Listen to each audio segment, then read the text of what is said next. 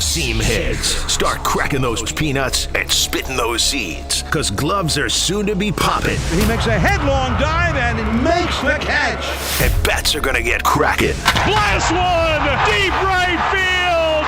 Gone! Welcome to KNBR's Giants Warm-Up.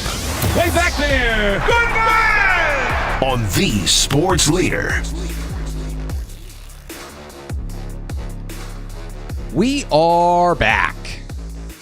What's going on, folks? Kerry, Crowley hanging out with you Saturday morning, getting you set for Giants baseball on the radio. It's the Giants and the Tampa Bay Rays coming your way this afternoon, 3:10 p.m.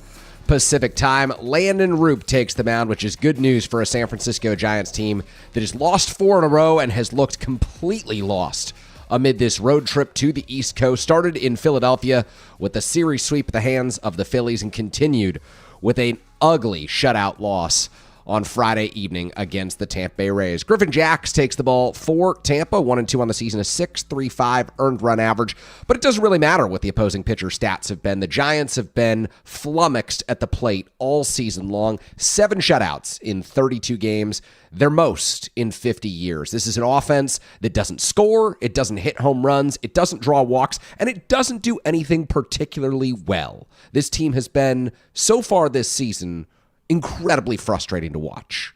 13-19, last place in the National League West through 32 games, which, if you're listening, 32 games, 162 on the season, there are still 130 for the Giants to turn this thing around.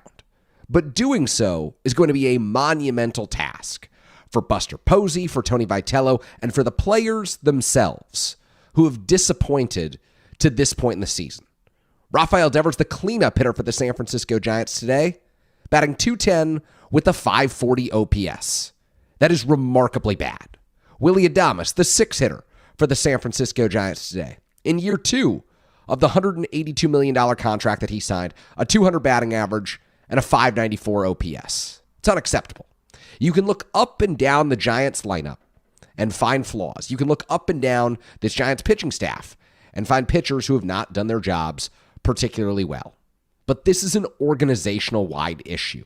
Every single person from the top on down, ownership included, and there are no shortage of owners of this San Francisco Giants team. They just added to the ownership group last week. But this starts with the control person, Greg Johnson. It continues through owner and president of baseball operations, Buster Posey, GM Zach Manassian, manager Tony Vitello, and the players on the field, the 26 on the roster today. No one this season has been good enough. Heck, this pregame show has not been good enough this season. That's my fault.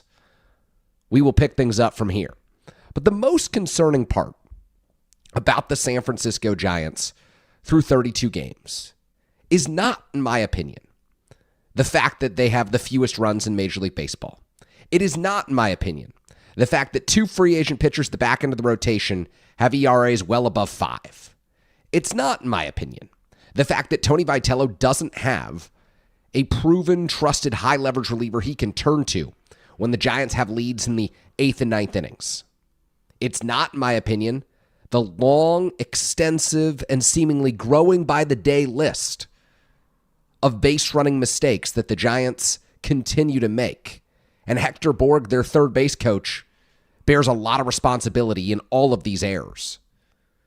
The issue for me, the biggest problem for me, the most concerning red flag for me, is that the 2026 San Francisco Giants are trying to win. This is not a team that's tanking. This is not a team that is folded in 2026, expects to be in last place, and is hoping to get a good draft pick next year. This is not a team that has any plans of tanking anytime soon. This is a team supposedly led by Devers, Adames, Matt Chapman, Jung-Hoo Lee, Logan Webb. Those are the 5 players on this roster making more than $90 million on their contracts. This is a team that will be as good now as it will be theoretically over the next 2 to 3 seasons. The 2026 version of the San Francisco Giants is probably the best version you will see of this franchise for the next 2 to 3 years. They have signed players to long-term deals. They have locked up a core that is supposed to have this ball club contending for playoff berths in the National League. And instead, we sit here on May 2nd, and they're in last place in the National League West, trailing the lowly Colorado Rockies, who you can pretty much write into last place on an annual basis. What's most concerning is that Devers, Adames, Chapman, and Lee are expected to be important parts of the San Francisco Giants lineup in 2027, 2028, and 2029. That is a sobering reality for this team. You look down into the farm system. The Giants are going to have to call up a pitcher on Monday because of the doubleheader that took place on Thursday. They used both Logan Webb and Adrian Hauser on Thursday, and as a result, they're a pitcher short. Who do you turn to from AAA Sacramento? Who makes that start against a division foe in the San Diego Padres, who are off to a great start this season? There are no prospects coming through this farm system, waving their hand after every outing and forcing Buster Posey and Zach Manassian to pay attention to them. The rotation at AAA Sacramento, the rotation at AA Richmond, the rotation at High A Eugene, and the rotation at Low A San Jose, those rotations are not going to produce major league starters within the next 2 to 3 seasons, barring some sort of unexpected development. And that's what the Giants need more than anything.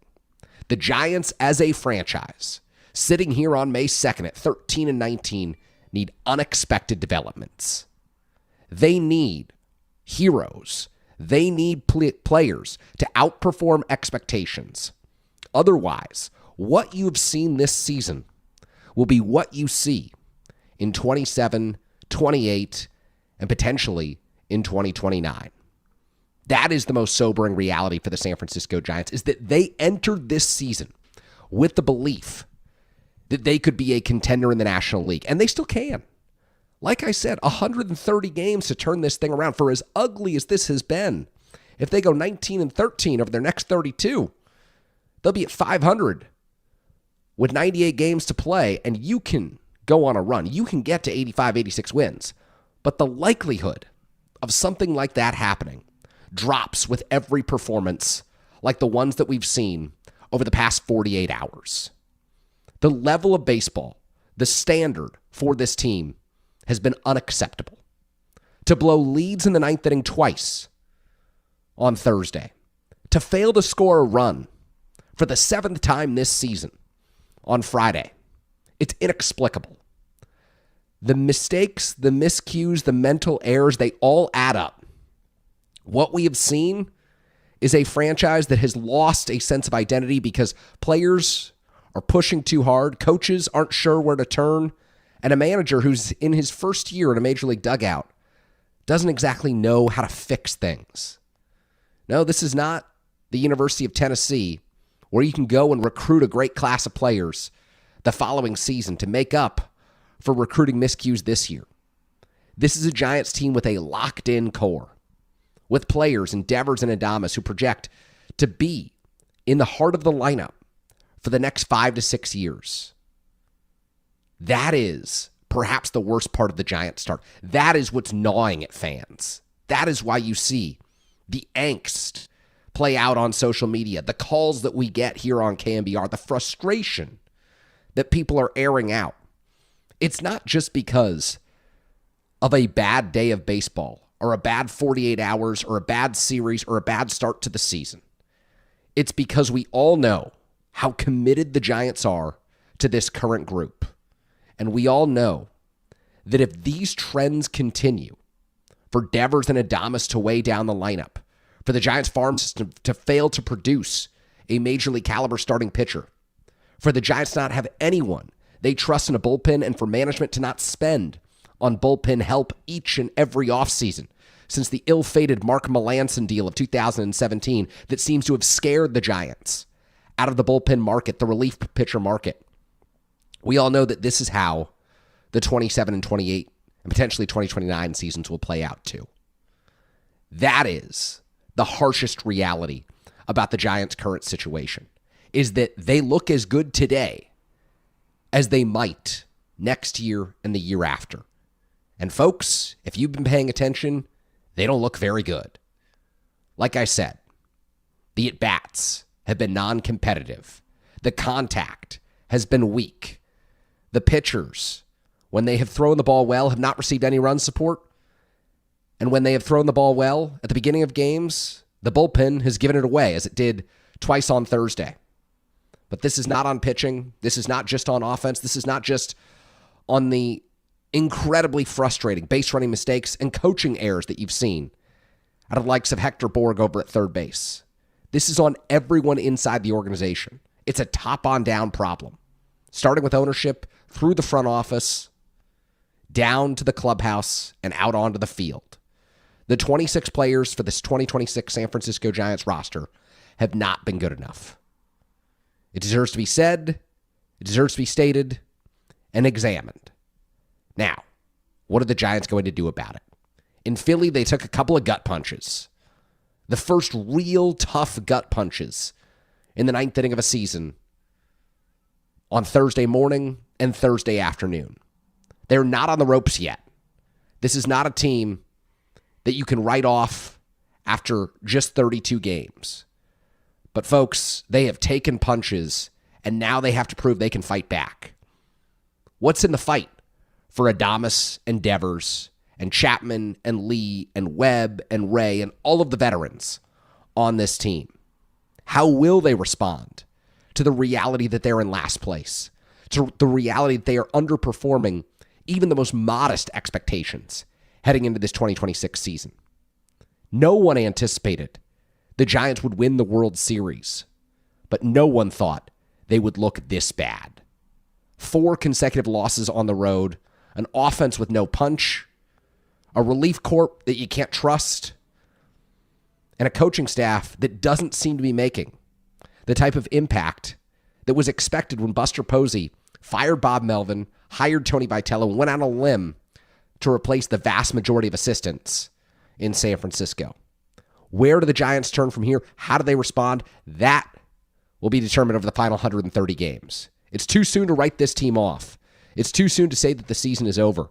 But it is not too soon to say that the red flags, the frustrations, the miscues, the mental errors are all alarming. And they're not up to the standard that this franchise expects for itself. Who cares what I have to say? I'm just a radio host with a microphone. I know what they say inside the walls at 24 Willie Mays Plaza, and I know that the folks over there aren't pleased with what's going on the field. They want to win just as much as you want to see this team win. Now we'll see what Landon Roop, the Giants' best starter this season, can do about their coldest spell of the year. It's Roop, it's Griffin Jacks, it's Giants Baseball on the radio. I'm Kerry Crowley. When we come back, the lineup, we've got a great guest list for you today. Jack Loader, Michael Monreal, and Vincent Towns, 53 years old, pitching in the Atlantic League of the Hagerstown Flying Box Scores, drafted by the San Francisco Giants in 1991. He's going to stop by and talk about his return to baseball. I'm Kerry Crowley. The show is Giants Warm Up. We are rolling with you until pregame at 2:10 right here on The Sports Leader. KNBR, the Sports Leader.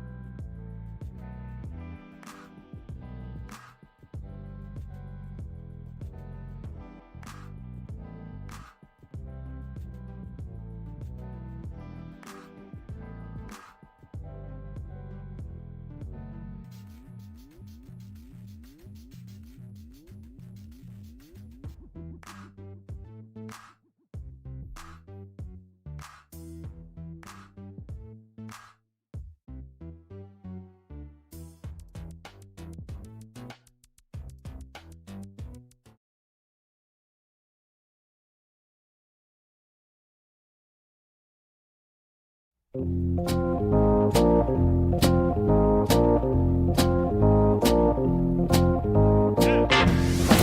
getting you in the mood for a crazy crab sandwich, some garlic fries, a cha-cha bowl, and some orange and black baseball. KNBR's Giants warm-up keeps rolling on the sports leader. All right, Kerry Crowley back here with you after that very happy note to open the show. It's time to open up the phone lines. 415-808 KNBR is the number. Talking Giants baseball here, a 13-19 club looking for a pulse on the road against the Tampa Bay Rays. The Rays, meanwhile, 19-12, off to a great start this season. They're a fun team. Every single year, Tampa Bay seems to find a way to be competitive, to play better than the sum of its parts.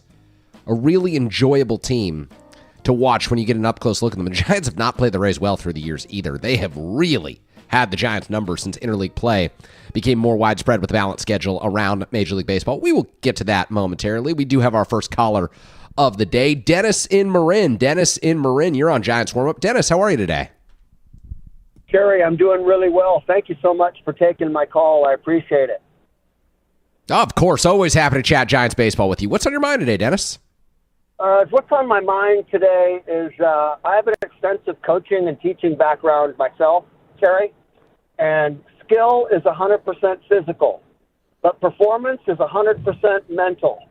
And I see a lot of the Giants players, I'm really surprised, they don't have much in their mental toolbox. I'm thinking Coach Tony should bring me on to work with this team on their mental skill set. I'm not joking. There's 4 pillars to what I teach. And let's hear it. I like this. I like this a lot. And I'd like Tony's number to call him right up, and I can't wait to get down to the diamond. Okay. So let's hear about those 4 pillars a little bit, just because I don't know that the Giants are currently accepting applications, especially on a Saturday afternoon, but I am very interested in what you have to sell. So let's hear it, Dennis. The first pillar is I gather information, and the first step is I anecdote the players' beliefs. Players have a collection of rational and irrational thoughts that need to be trained 2 specific ways. After that, we connect with the player's power mind. That's phase 2. After that, we go to handling difficult emotions, which most of the players I work with say that's the most important part, how to handle difficult emotions versus joyful ones. And then the last phase is the most important. It's a Gestalt therapy where you break everything up into parts and you show the athlete how to put it together, such as reframing thoughts, such as decanting performance and breaking it down realistically and not emotionally. And that's kind of the nuts and bolts of what I do. And I use techniques and strategies that professional coaches, Coach Tony doesn't know, and sports psychologists don't even know. And I'd be glad to talk more off the air. But I'm working with players that are professional athletes, professional rodeo cowboys, just all over the place, ballet, race car drivers, everything. And I'd love to help out the Giants. And I'll work. I'm going to be honest, Dennis. I really appreciate this phone call. I think what you have to say is incredibly valuable. And I hope folks over at 24 Willie Mays Plaza are listening and that they call us and track down your number, because I don't usually let people go this long on the radio, but I think you've got a good thing to sell. And at the very least, Raph, let's take down Dennis's number. Have him connect with me. I could use your help. I could use these 4 pillars, Dennis. My friend, go to my website, there we go. abcmentaltoughness.com. abcmentaltoughness.com. There's information on there for athletes and parents about how to support the journey. And I'd love to get on your show and talk live. Yeah, there we go. I appreciate it. Thank you so much, Dennis. Appreciate the phone call. And I'm going to be honest. Look, I think a lot of the conversations that we have on sports talk radio and in media are overly harsh. We take out the human element. And Dennis's conversation kind of reminded me, like, it is important to break down the psychology of what's gone on with this team, because some of the issues, like Rafael Devers not being able to hit a 93-mile-an-hour fastball right down the middle, that has to be a mental thing. It can't just be physical. Devers hasn't forgotten how to hit a fastball over the heart of the plate. It's got to be a mental component to it. And I'm sure the Giants have folks inside the organization who are working, sports psychologists and people who travel with the team who are having these conversations with players. But I do think, like, this is a part of the sport and it's a part of athletics that can be undervalued. And if you don't pay attention to it when you're at your lowest moments, it deserves, at least some attention, some thought. So I appreciate Dennis calling in. Patrick in San Francisco. Patrick in San Francisco, you're on Giants Warm Up. Patrick, how are you? Good. How you doing, Kerry? Doing well on my end. What's on your mind? So, with the recent struggles of Devers and the overall kind of lack of success in the 500-plus at-bats since he's been here, our number one prospect in the organization also happens to be a first base / DH left-handed power hitter. We're locked into Devers' contract for 8 more years. Yeah. And we're going to double up on a roll for the next 6 to 7 years that we have Eldridge under control. And on top of, we've seen Casey Schmidt play pretty well this year and hit pretty well. We've got another DH / utility player. So we're locked in the whole roster construction, because ownership doesn't want to tank and allow us to rebuild. We're kind of locked into this half in, half out roster construction the last few years that doesn't let us play the young kids, and it just seems to be holding us back. We're not committing one way or the other, and I'm worried we're going to mess up Eldridge for the long term. No, you're exactly right. The roster construction is the single biggest issue, Patrick, the last decade for the San Francisco Giants. The half-in, half-out approach has been utterly awful. It has yielded the results that we currently see. It's why the Giants are married to these players on long-term contracts, why they refuse to rebuild. And it just, to me, there are so many issues dating back to an inability to recognize the area the organization was heading to after the 2017 season when the Giants lost 98 games, to double down on that roster, on that core, and to come back with Andrew McCutchen and Evan Longoria and to insist on staying under the luxury tax threshold. That, to me, is the sticking point. That's where the Giants went wrong, because if you spend your way out of trouble, you have to spend a lot more money than the Giants are currently spending. They could have looked at this roster and said, you know what? We could use a top free agent pitcher. Instead, they went out and they signed Tyler Mahle and Adrian Hauser. They could have looked at this roster and said, we could use a top reliever. Instead, they went out and signed Jason Foley and Sam Hentges. They could have looked at this roster and said, we could use a top free agent position player. They could have signed any number of players. Instead, they signed Harrison Bader to play center field, Luis Ariz on a 1-year deal. So I appreciate the phone call, Patrick. Good stuff, calling out the roster construction. It has been an issue for the better part of a decade in San Francisco. This is true of when Brian Sabean and Bobby Evans were at the end of their tenure. This was true throughout the Farhan Zaidi tenure, and now it's true of the Buster Posey tenure in San Francisco in year 2. The roster construction and the inability to go all in or all out has left the Giants in the mushy middle. And what do you get? You get a lot of 500 rosters and teams that underperform expectations. Jason in the North Bay. Jason in the North Bay, you're on Giants Warm Up. Jason, how are you today? Doing great. How are you doing? Doing well on my end. What's on your mind? Hey, I just wanted to add real quick to what the caller Dennis was talking about the mental side of baseball. I've been coaching baseball for 10, 15 years at least at the high school level. One of my main focuses is the mental side of the game. Harvey Dorfman has a great book, a great series of books that most major leaguers know about, the mental game of baseball, the mental ABCs of pitching. I bring both of these books to practice every day. And if a kid's not working on something, he's sitting on the bench reading a book. So Dennis is right. The mental side is huge in this particular game.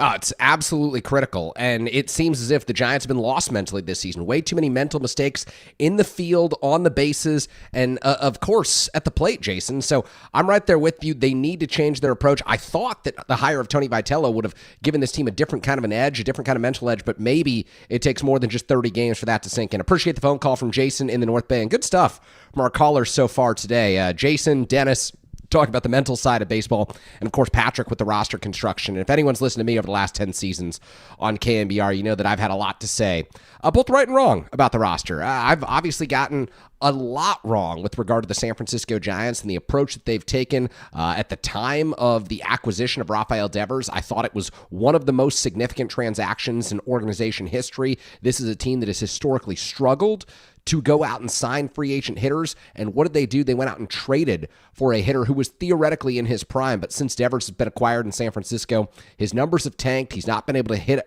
the fastball. Adames the same way since he signed in San Francisco. A slow start last year, a slow start this year. You're not seeing the same power this year that you saw in his 30 home run season in 25. Maybe these guys turn it around. There's 130 games to go to turn it around, but for the Giants to come close to reaching their potential in 2026, the highest paid players have to be your best producers. That's the reality of the situation for any team, but particularly true for a team that hasn't gone over the luxury tax threshold and has, imposed this artificial spending limit on itself. So before we invite Jack Loader on the show from the KNBR digital team, I do want to spend some time today giving you the lineups for the San Francisco Giants and the Tampa Bay Rays. Landon Roop takes the ball for the Giants, and he's been outstanding this season. Really the biggest bright spot for this Giants ball club is Roop at 5-1, a 2.55 earned run average, 37 strikeouts so far this season, averaging more than one punch out per inning. Griffin Jacks gets the ball for the Tampa Bay Rays, former Minnesota Twins reliever who the Rays are transitioning into the starting rotation. They do this as well as any team. They take underutilized relievers and try to make them starters. Rays are an interesting ball club, and here is the lineup that they are rolling out today. The home squad has Chandler Simpson playing left field, the speedy outfielder. Fun to watch. No homers this season. You're not going to see a whole lot from him. 7 runs batted in, 11 stolen bases. Expect that number to be around 50 by the time this season ends. A 3.14 average, 7.01 OPS. Guy gets on base, and he wreaks havoc. He's fun to have at the top of the order. Cedric Mullins behind him, left-handed hitting center fielder. 2 homers, 8 runs driven in, 6 stolen bases. A 126 average and a 416 OPS for Mullins. Those numbers look like they belong in the Giants lineup. Junior Caminero, big power-hitting third baseman. He hits third today for Tampa. 9 homers, 16 runs batted in, a 258 average, and an 836 OPS for Caminero. Jonathan Aranda, the cleanup man today for Tampa. Playing first base, will bat from the left side. 7 homers, 25 runs batted in, a 218 average, but the Rays put up with that because he's got a 776 OPS. That plays in the American League. Jake Fraley, the DH today for Tampa. 2 homers, 4 runs batted in, 2 stolen bases, 238 average, and a 743 OPS. Richie Palacios batting 6 today. He also hits from the left side. They're stacking lefties against Landon Roop today, are the Tampa Bay Rays. Second baseman has 1 homer, 5 driven in, 4 stolen bases, 213 average, and a lowly 654 OPS. Johnny DeLuca out in right field today for Tampa. 2 homers, 13 runs batted in. He's been good in those situations. 2 stolen bases, a 270 average, and a 747 OPS for DeLuca. Hunter Fiducia, the catcher today for Tampa. No homers, 4 driven in, 226 average, and a 594 OPS. And then the switch hitting shortstop is Taylor Walls, who's one of the better defenders at that position in the American League. Not hitting the ball all that well this season. No homers, 4 runs batted in, 5 stolen bases, so he's a threat when he does get on, but it's been rare this season. A 210 average and a 568 OPS. For the San Francisco Giants, here's how manager Tony Vitello will set things up. Jung-Hoo Lee, who's been hot for the last 3 weeks. He's at the top of the order playing right field. 2 homers, 11 runs batted in, a 298 average for Lee, and a 783 OPS. He has not been the problem in the slightest for the San Francisco Giants, and he's followed by Luis Arraez, who plays second base, bats second. No homers, 11 RBI on the season for Arraez. Team high 4 stolen bases. He's the one guy, believe it or not, who you actually want stealing bases. He's the one guy who you want get the ball hit to him. No one would have said that at the beginning of the season, but Arraez has been very good at second base, a 303 average, just a 700 OPS, but the Giants will take the fact that he is getting on base, doing far more than most of his teammates. Casey Schmidt in the third spot in the order today. Where would the Giants be without Casey Schmidt at 13-19? It's a crazy question to ask, but he has been their best offensive player this season. 4 homers, 14 runs driven in, a stolen base, a 302 average, and an 883 OPS for Schmidt. Rafael Devers, the cleanup man today for San Francisco. Tony Vitello sticking with him despite the struggles. 2 homers, 11 RBI for Devers, 210 average, and a 540 OPS. I believe that's 64% worse, 54% worse than the major league average. Something in there. Matt Chapman over at third base today, hitting 5th for the Giants. Just 1 homer for Chapman on the season. The numbers have come down dramatically over the course of this road trip. It's been a tough one for Chapman. Still playing good defense over at third base, though. 12 runs driven in, 262 average, just a 695 OPS. It seems like he's sacrificed some of the power for a little bit more of an average this season. And that's just not an equation that's going to work in the Giants' favor. Willie Adames down in the 6th spot today. 3 homers, 6 RBI on the season for Adames. a 200 average, and a 594 OPS. We've covered his struggles in detail today. Elliot Ramos bats 7th with 3 home runs, 15 runs batted in. That leads the San Francisco Giants to 272 average and a 723 OPS. Drew Gilbert down in the 8th spot today playing center field. Harrison Bader's return expected in the coming days. 2 homers for Gilbert, 5 runs driven in, 273 average and a 736 OPS. And Patrick Bailey rounds out the order today. He'll be catching Landon Roop. The switch hitter will bat from the left side against Tampa starter Griffin Jax. 1 home run, 5 runs driven in for Bailey, 2 stolen bases, a 158 average, and a 426 OPS. On the other side, Jack Loader will join me with the KNBR.com digital team. We will break down what transpired in Philadelphia this week, which was an ugly, ugly series for the San Francisco Giants. The Phillies fire Rob Thompson, and then they go on to beat San Francisco 3 games in a row. Vincent Towns will also be on around 1 o'clock today. If that name is new to you, it should be. Hagerstown Flying Boxcars pitcher. Why are we having someone from the Hagerstown Flying Boxcars on the show today? Well, how about this? Vincent Towns, 53 years old. He's back pitching in the Atlantic League, a 36th-round draft pick of the San Francisco Giants back in 1991. How many of his teammates are still pitching? Come on. Vincent Towns, this will be fun. Looking forward to having him on the show. Michael Monreal also in the 1 o'clock hour. Pregame at 2:10, first pitch 3:10. I'm Kerry Crowley. This is Giants Warm-Up right here on the Sports Leader. KNBR, the sports leader.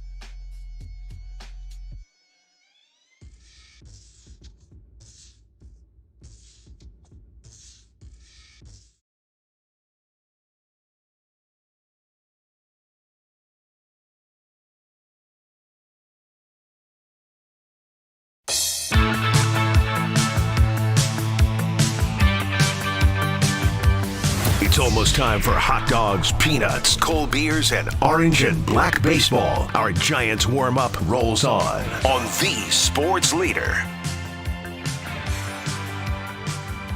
We are back here on Giants Warm-Up. Kerry, Crowley rolling with you as we get you set for Giants baseball on the radio this afternoon. The San Francisco Giants, a season low, 6 games under 500, 4 consecutive losses to begin this road trip, and 2 shutout defeats, including one on Friday in Tampa against the Rays. Shane McClanahan shoved. Robbie Ray pitched well, but was not nearly as good as the Rays left-hander, and San Francisco ends up falling 3-0. So the Giants are trying to get back on track, trying to do everything in their power to get Rafael Devers, Willy Adames going. Both players went 1 for 3 in a very quiet performance for the offense on Friday. We will see what Tony Vitello's squad has in store for this afternoon. And here to help us break down and make sense of this week of Giants baseball, Jack Loader of KNBR.com does a great job with the KNBR digital team. Jack, really appreciate your time here on Saturday afternoon. Thank you so much for joining us. What's going on?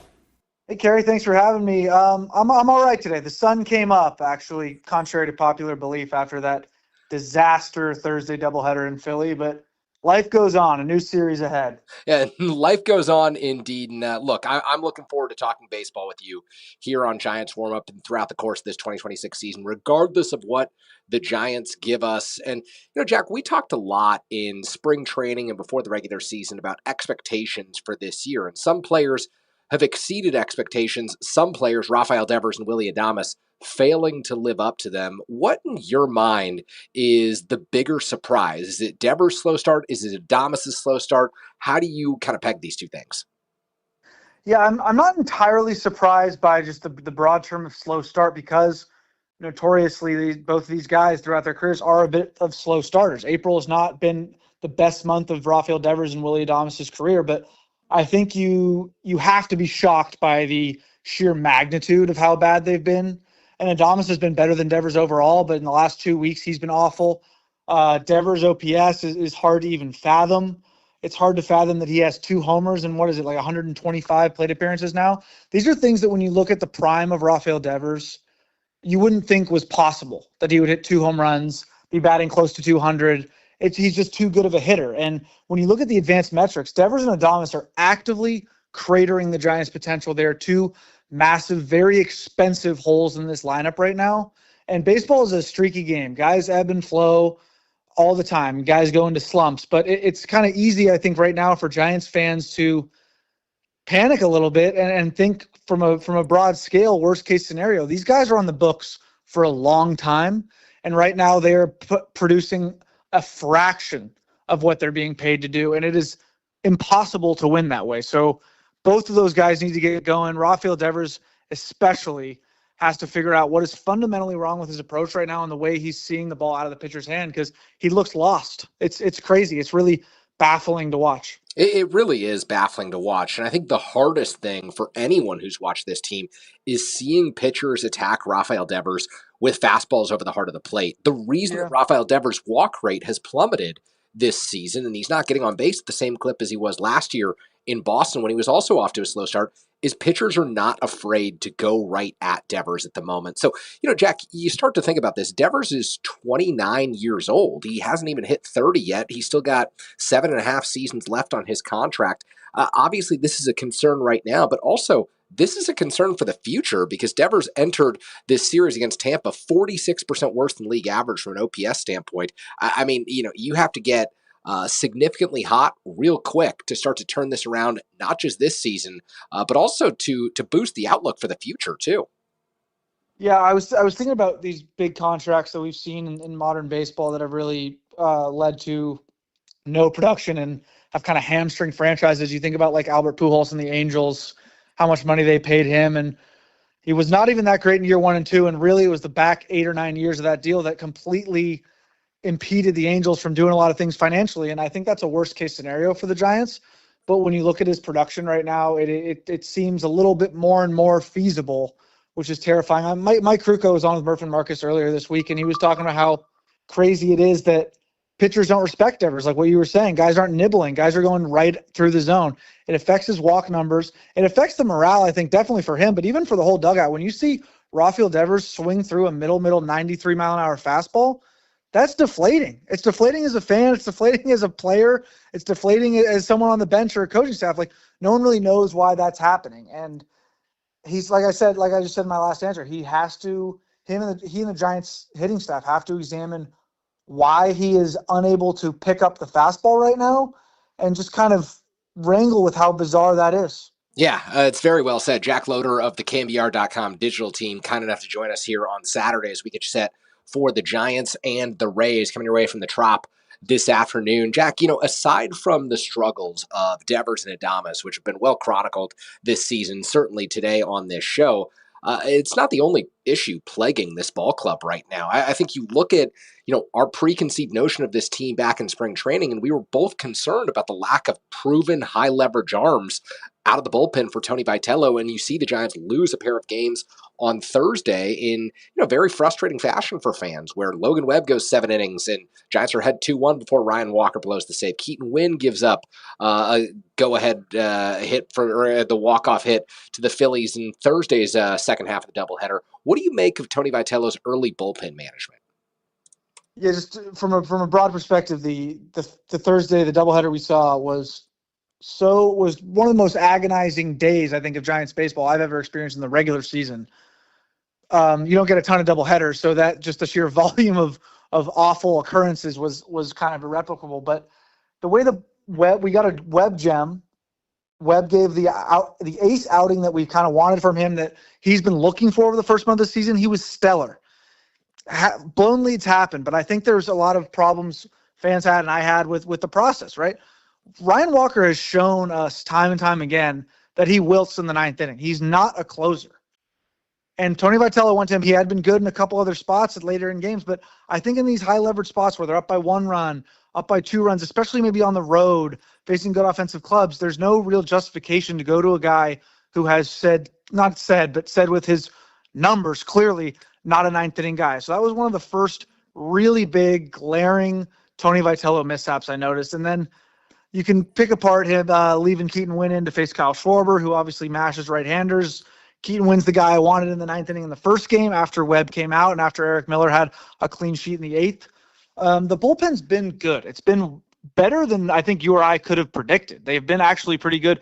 In the resurgence in the second part of April, the Giants were playing really good ball there for a few series in a row.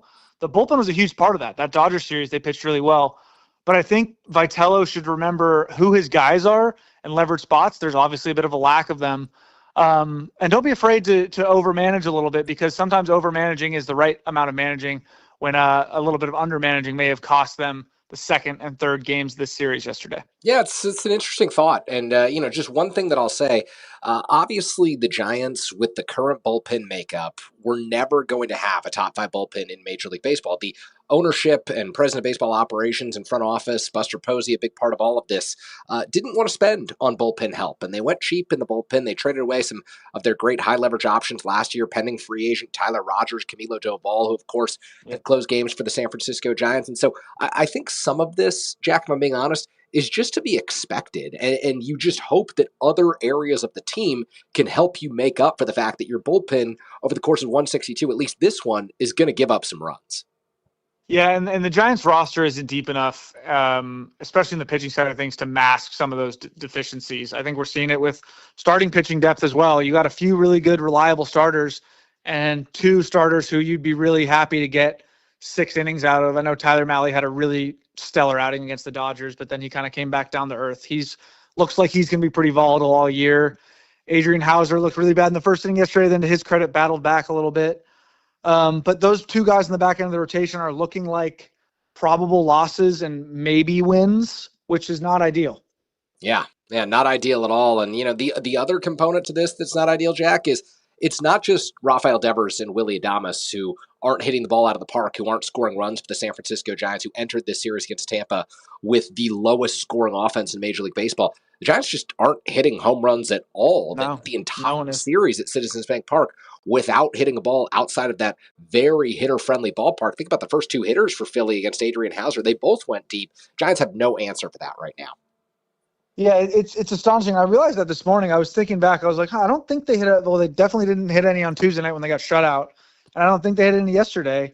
It's hard to go 3 games at Citizens Bank Park with a lineup that is supposed to be anchored by a bit of power and not hit a home run. But the 2026 Giants, that is well within their capability. I think they have 19 home runs right now. 17 of them came in April. Just a really brutal lack of power from a lineup that is also kind of shown us that they're unable to manufacture runs very consistently. They're not going to string together 3 or 4 straight hits very often at all. And that's kind of a shift baseball wide right now, is a little bit more reliance on the home run. And the Giants, well, they're in theory built to hit the homers. They aren't coming at all. I mean, Casey Schmidt has been the only guy that we've seen base most of his offensive production, most of his OPS with home runs. The rest of the home run hitters, I mean, we mentioned Devers and Adames. They're not hitting the ball out of the yard. Patrick Bailey hit 1 big home run. Other than that, you can count on one hand who's left the yard for this team, and it's really troubling because when you can't string together big rallies, you need to rely on solo homers, 2-run homers, and the Giants are so far from that right now. It's my head spinning. Yeah, absolutely. So I guess there's just one natural question that's the result of this power outage, these offensive struggles, and fans have been asking it all day. I've asked multiple guests about it now, but when does Bryce Eldridge come up and get the opportunity to hit the ball out of the ballpark for this team? When does Bryce Eldridge come up and get to put some pressure on Rafael Devers? Because right now we are not seeing any sort of pressure on the guys from this bench on this Giants roster to kind of force Tony Vitello's hand and play them.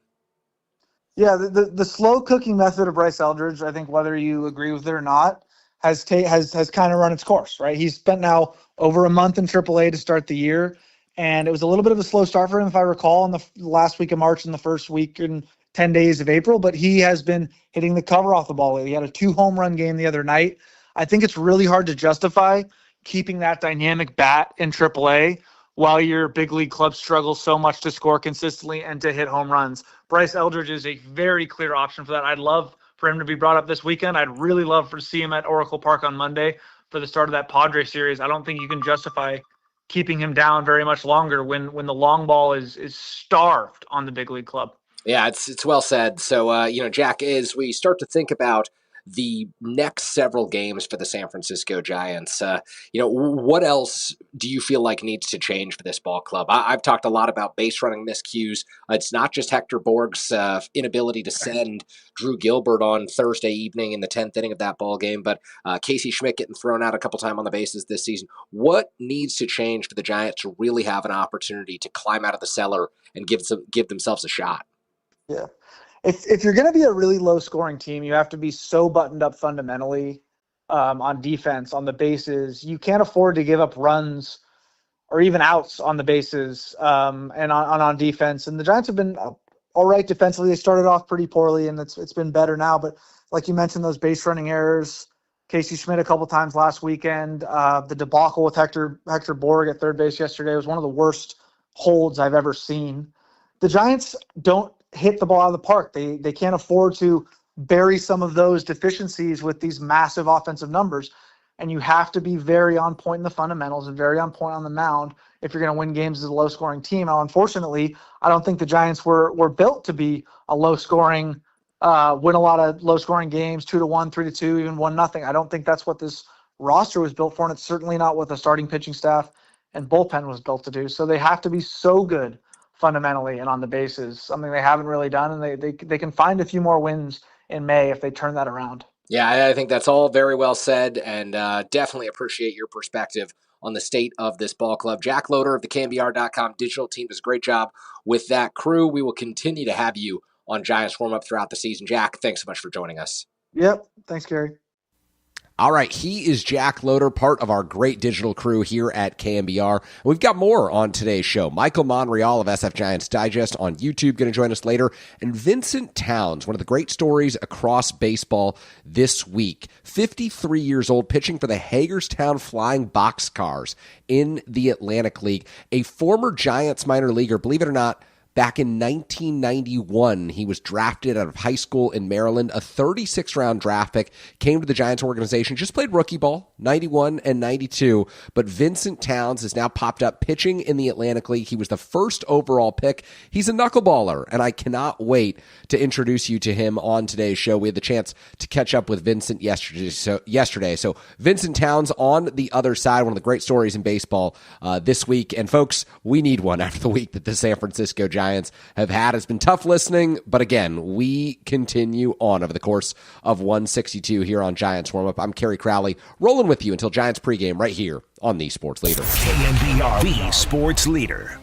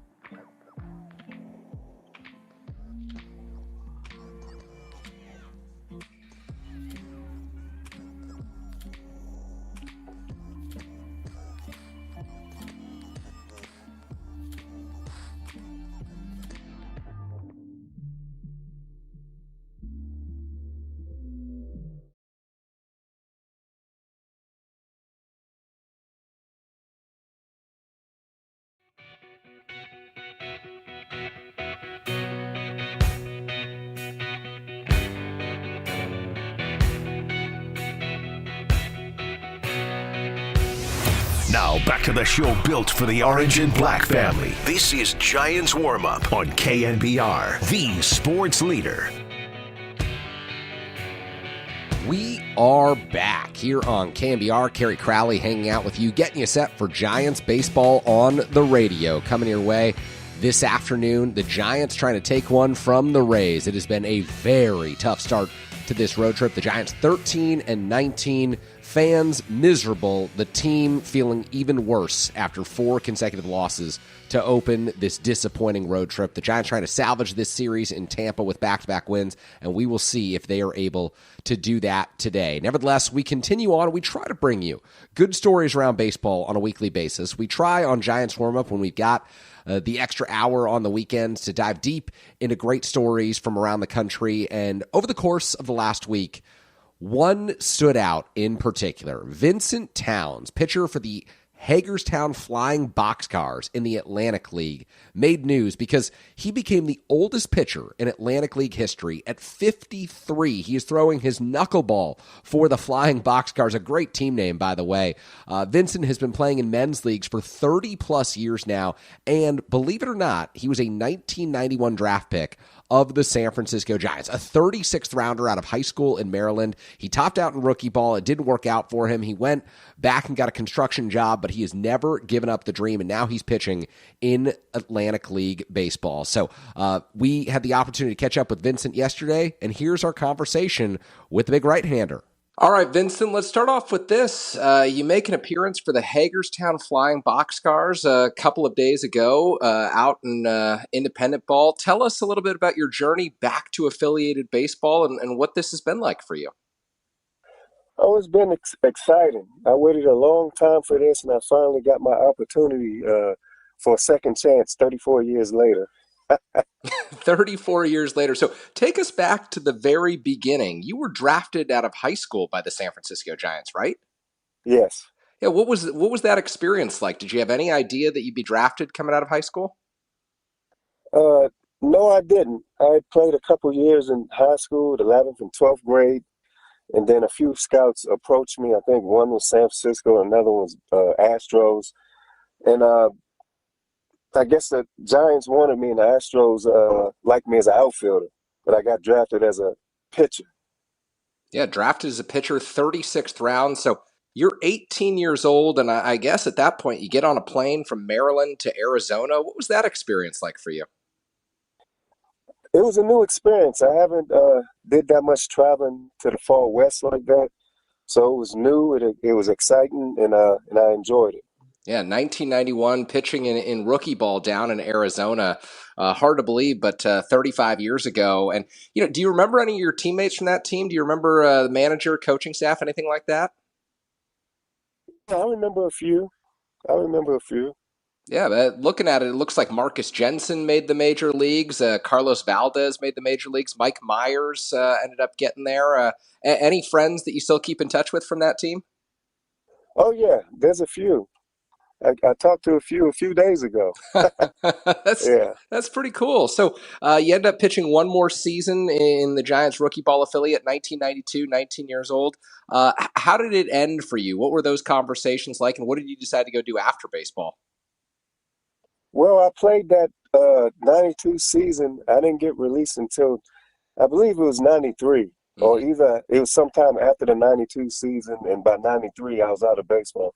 So I was depressed, but life goes on. So I just got me a regular job in construction, and I played in men's leagues baseball until now. Yeah, that's what I've been reading about. So you've been playing in men's league baseball for the last 30-plus years. Where around the country have you been playing? In the D.C. area. Yeah. It's a D.C. area league. Yeah. So tell me a little bit about what the league is like, and did you get noticed by people? Have you always been one of the best pitchers out there? To be honest with you, during that time period, probably from 93 to maybe 2014, in the league, I was probably one of the best hitters. I led the league, but that was with aluminum bats and stuff like that. And I wasn't facing 95. I faced 90 a few times, but it was more like 80 or something like that. But I became a better pitcher later.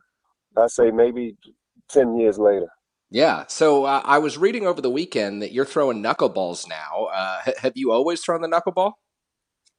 No, I started throwing knuckleballs consistently probably about 13 years ago. Wow. Wow. How did you pick up that pitch? How did you learn it?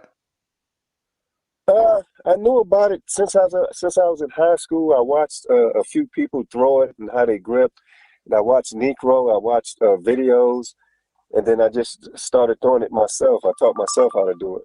Oh my goodness, that's really cool. So when you started throwing that pitch, was it immediately like your career in men's league baseball had changed? Were you immediately the toughest guy to hit, or did it take a while for you to really get comfortable with it?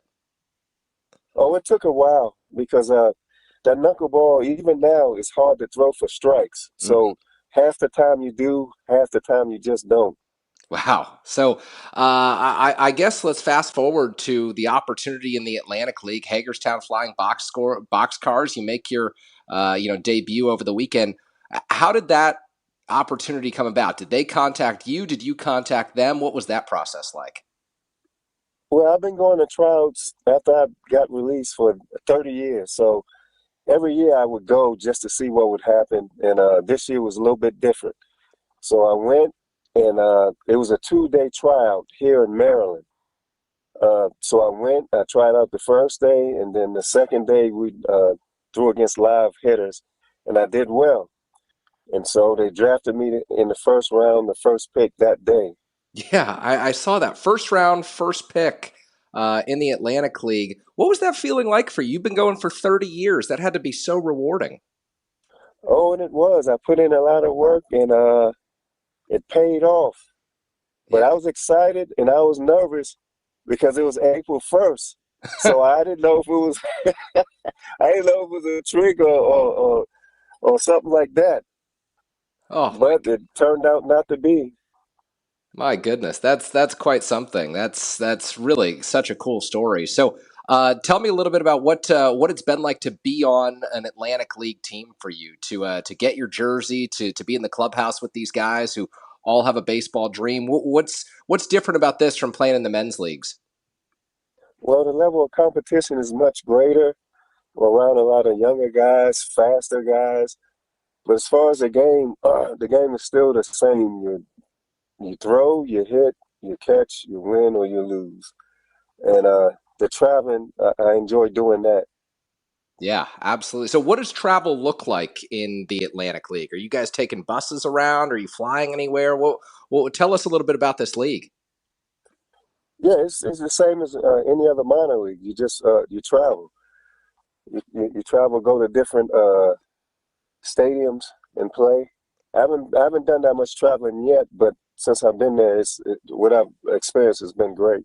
Yeah, absolutely. I mean, it was just a couple of years ago, like Pablo Sandoval was playing in the Atlantic League. There's a lot of really good players. I mean, I look at your roster. Chris Wright, he was in the Giants farm system just a couple of years ago. Do you look around and kind of pinch yourself a little bit? Like these are guys who have major league stuff or have had brushes with professional baseball. What's that like? Yeah, this league is not an amateur league. It's not a low-level league. It's a league of major league ready guys. So a lot of guys get picked up from this league. So the league is great. I think it's like AAA level. So it's not a league of instructional league. It's a major league ready league. Yeah. So anybody can get called by a major league team at any time, just waiting for an opportunity.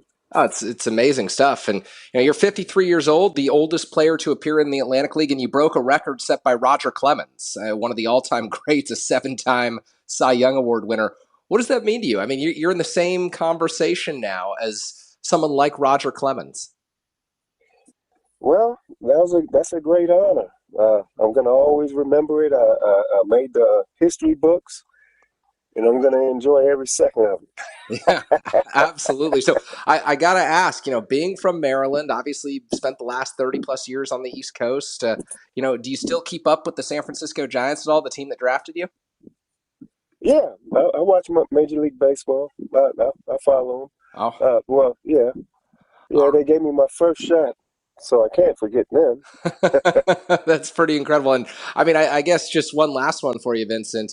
Which players have you enjoyed watching over the past few decades since you've been out of baseball? Which pitchers have you enjoyed watching? Or are there any knuckleballers who inspired you? Oh yeah, well Phil Negro, he's the greatest knuckleballer, and Wakefield and guys like that. And yeah, there's not many knuckleballers to remember because there's only a few in Major League. Well, it's pretty incredible, and we wish you the best of luck this season. Vincent Towns pitching in the Atlantic League for the Hagerstown Flying Boxcars. Really appreciate you spending some time with us, and look forward to following along with your season. A 1991 draft pick of the San Francisco Giants, and still pitching, and no other teammate of yours can say that. How cool is that? Oh, that's great.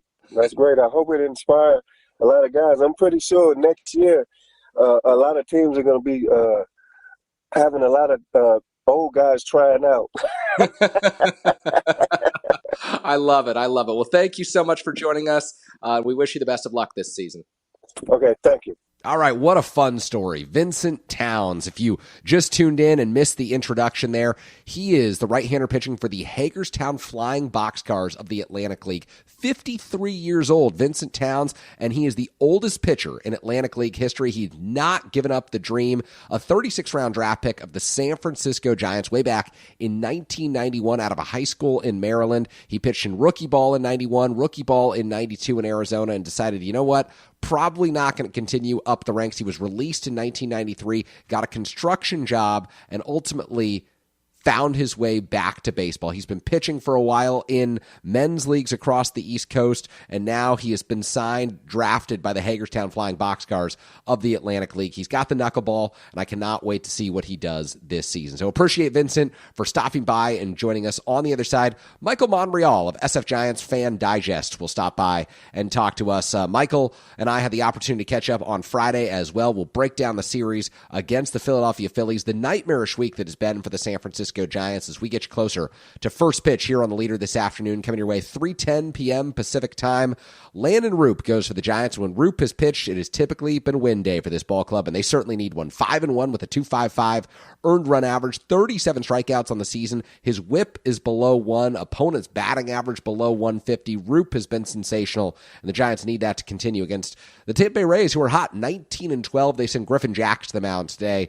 Bullpen game for the Rays. He's 1-2 on the season, 6.35 earned run average, 12 strikeouts, 8 walks. A lot of base runners allowed by Griffin Jacks, but I say bullpen game. He is trying to pitch out of the rotation for Tampa, so maybe we'll talk about that later on this afternoon as we continue to get you set for Giants baseball. Michael Monreal on the other side. Appreciate Vincent's time right here on KNBR, the Sports Leader. KNBR, the Sports Leader.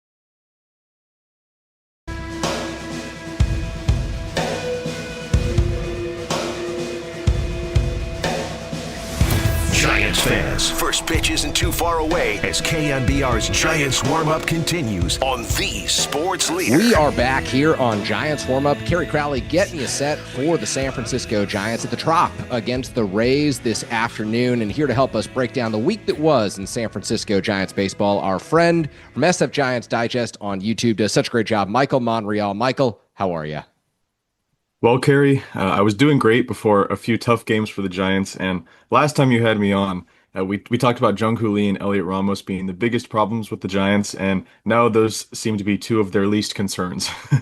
Exactly. It's amazing what happens over the course of a 2-week span in baseball. Ramos and Lee have been great. It's been Rafael Devers and Willy Adames really dragging this team down. And before we get to them, I just want to start with going into the week in Philly. The Phillies fired their manager, Rob Thompson, one of the most respected managers in baseball, has led them to a World Series. I just wonder, what was your perspective on the opportunity that the Giants had, knowing that Philly was just bottom of the barrel in Major League Baseball when the Giants went to Citizens Bank Park?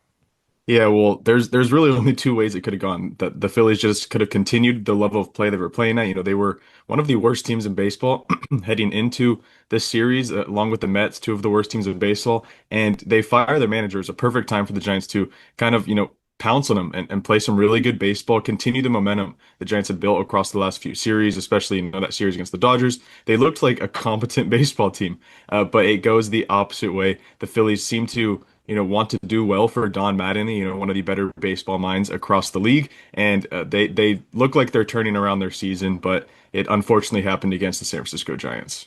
So let's go to the first game of the series on Tuesday evening. It looks like a pitcher's duel early on, somehow a pitcher's duel, because Jesus Luzardo came in with an ERA over 6. But you know how that goes for the San Francisco Giants. Luzardo's beat them in the past. Tyler Mahle gives up a run in the 4th, and then Tony Vitello leaves him in for the 6th inning, and the Phillies take advantage. What did you make of the decision to trust Mahle at that point? Yeah, it's kind of what we've seen from Vitello to this point. It's been a month in, and it's been a really common theme for him to leave his guys in and just trust them. And I think part of that is because of there is a sense of a lack of trust with some of the guys in the bullpen. But either way, I didn't love that decision, but it has worked a few times, leaving Landon Rupin in some situations like that, leaving obviously Logan Webb in San Diego. There's been a few cases where he has looked like a really smart guy, leaving some of his starting pitchers in. Just unfortunately did not work there, and I didn't love that decision. Yeah, neither did I, and Mahle's ERA balloons to 5.87 after that outing. But I still think, my main takeaway from that game, Michael, is the Giants go in against Jesus Luzardo, a left-hander with an ERA over 6, and they can't scratch across a run. And that tells you how big these offensive issues are. The Giants entered their series against the Tampa Bay Rays on Friday with the fewest runs scored across Major League Baseball. The batting average is fine, but the slugging percentage is horrible right now for this team. Rafael Devers, Willy Adames weighing down the offense. What have you made of the struggles of the guys who Buster Posey paid to be superstars? It's been tough to watch, if we're being honest. I thought we'd get a different Willy Adames this year because he actually started the year pretty strong. The first 2-ish weeks, he looked, fine, but then the last few weeks have been really rough for Adames. That's the one I'm more worried about him than Rafael Devers. That may surprise some people, but Devers has been one of the best hitters in baseball for the last near decade. I do think he turns it around. Now, there is some concerns just because he is getting a little older. He's making the most money any Giant has really ever made in the history of the franchise. So you do want to see him turn it around quickly, but there's definitely some concern because you brought this guy in, you let go of Kyle Harrison, who looks like a potential all-star right now with the Brewers. You went and got that guy because you could not sign a bat of that caliber in free agency. You failed with Aaron Judge, you failed with Shohei Ohtani, all of these bats. You brought Devers in to be that guy, and he simply has not been that this year. I mean, I know last year he hit 35 home runs. I don't think you just lose that over the course of a few months in this offseason. So I am a little bit optimistic that he finds it in the next few weeks, but right now it looks really, really rough for those two guys. So you mentioned the 35 home runs for Devers last season, 20 of which came in 90 games with the San Francisco Giants. How about this statistic for you?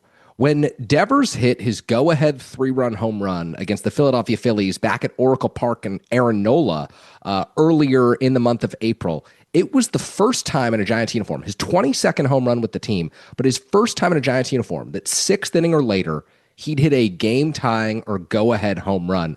It's been empty calories for Rafael Devers home runs. I don't know how you go on a streak that long of not necessarily meaningless home runs, but home runs that don't impact the outcome of a game in a necessary way for a superstar hitter. That was an alarming stat. And I think, Michael, you touched on this, but the most alarming thing is he's not hitting the fastball. He's not walking at all. Pitchers aren't afraid to go inside the zone against him. I don't know. Do you sit him down for a couple of days? Like, what do you do if you're Tony Vitello and Buster Posey here?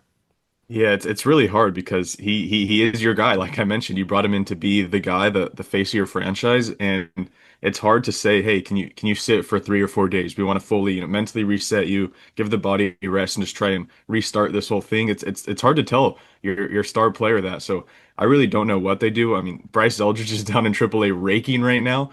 He could come up and give the Giants some big at bats. I don't love the current roster construction of the bench at the big league level, so that's something interesting. But yeah, I'm really interested to see, if this continues on for another week or two with Devers, is it a phantom IL situation? What do we see from, Tony Vitello, Buster Posey, how they try to turn that around? Well, you said you don't love the makeup of the bench. That's pretty kind. I hate the makeup of the bench right now. I don't understand what the Giants have done with their bench out there. Obviously, Harrison Bader is on the injured list, and they're hoping to get him back at some point. I think Drew Gilbert's actually been pretty good in center field since the Giants brought him up. Gerard Encarnacion is, like I said earlier this season, he's Mac Williamson, just 8 years later. You're seeing someone who, when he gets opportunities, hits the ball into the ground way too much.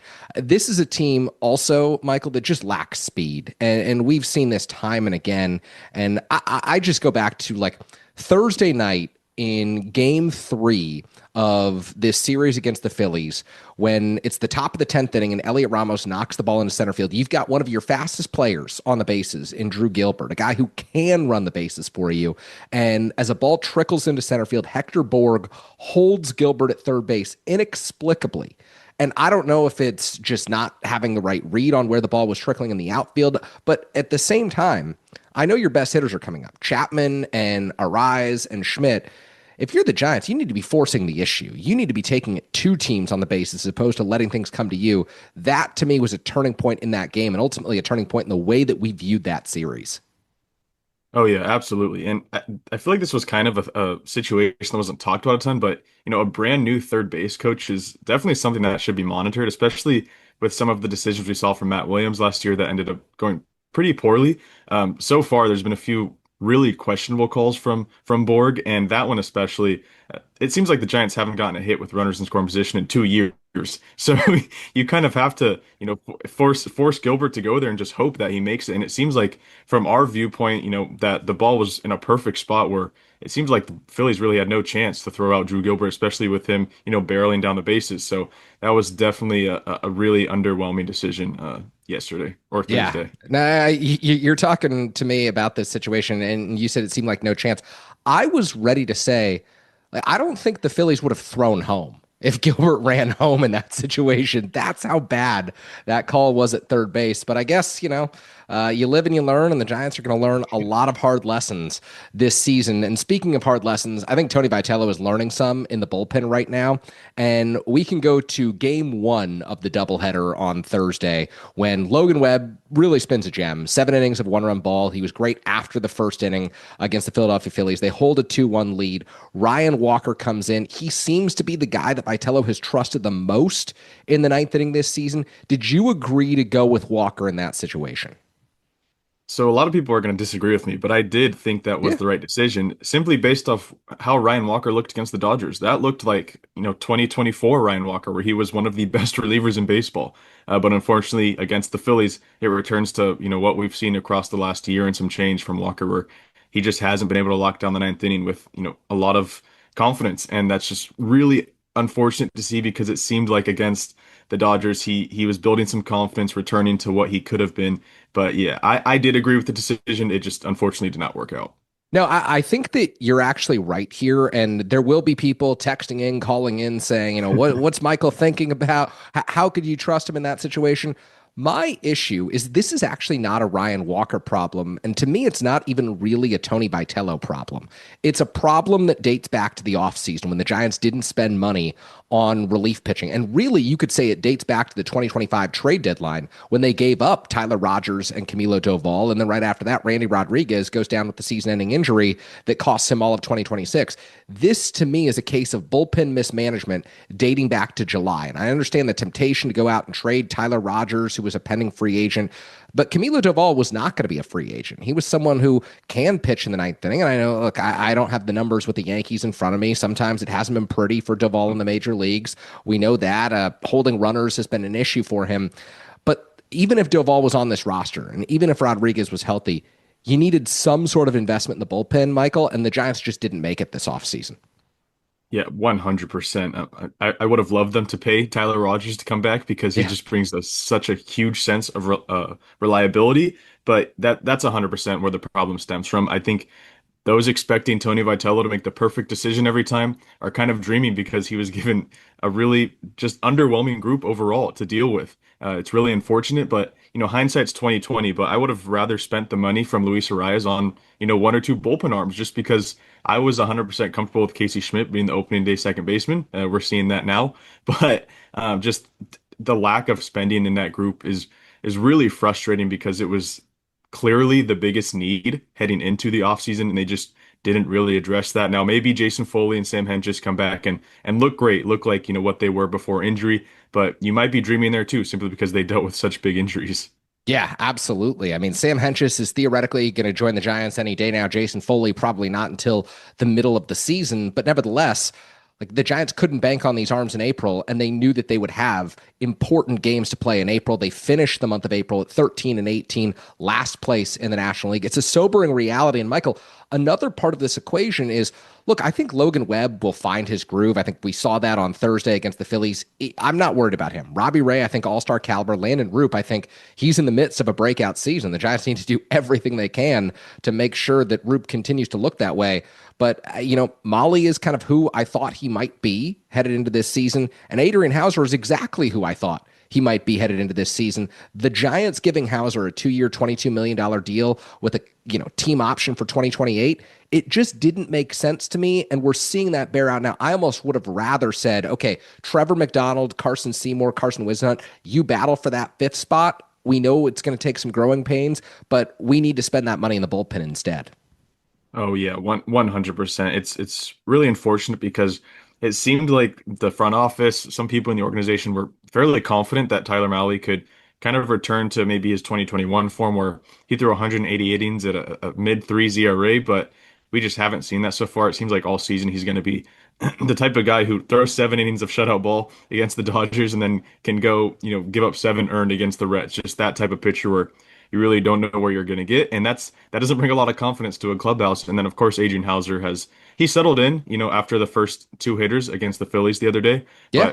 But besides that, it's been a really, really rough go for him across the last few games. I believe the 4 starts going into that, he has an ERA in the upper 8s. So that's not very encouraging to see from a guy who's getting the ball every 5th day. And like you said, I mean, in 2025, we saw Landon Roop win that 5th spot, and now he's arguably the Giants' best starter, looking like, maybe their all-star candidate. So you could have done a similar thing with the guys you mentioned, Carson Whisenhunt, Trevor McDonald, even a Blade Tidwell, who has looked strong in some spurts this year with the big league club, who used to be a starter. So, yeah, it was an interesting offseason. I keep thinking with the group of free agents there were, Dylan Cease, Ranger Suarez, Framber Valdez. There were some big name free agents out there in the rotation, and the Giants have the money to spend.